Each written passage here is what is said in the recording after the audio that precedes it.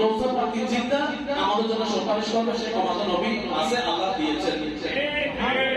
উনি নবীর সমাজ বিশ্বাস করতে চায় না। যখন আমি খানজুল ইমান রাসূলের কিতাব আলা হযরত দেখাইছি, আল্লাহ পছন্দ করছে, আমি এসব মানি না বলে এরকম তাফসীর তেলাওয়াত আছে, কোরআন তেলাওয়াত আছে এরকম।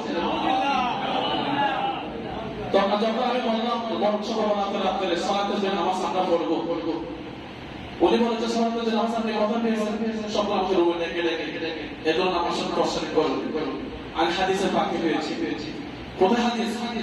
আমি বহসের মধ্যে দেখালাম, কোন কিতাব পড়ে যেত আমার কাছে আছে, এটাই তো আপনি পড়েন। উনি তো পড়তে জানে না, কি বল? আমি পড়ে শোনাইছি, বলে বলে জাল হাদিস, মজা হাদিস। আমি হাদিস মানি না, নাউযুবিল্লাহ মিন যালিক।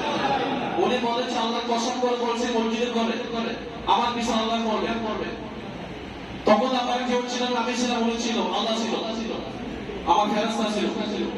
আমি হাদিস মানি না, আমি কোরআন মানি। আমি বললাম যে হাদিস মানে না, কোরআন মানে সে ইমানদার হতে পারবে না। কোরআন এমন শোনা কোনো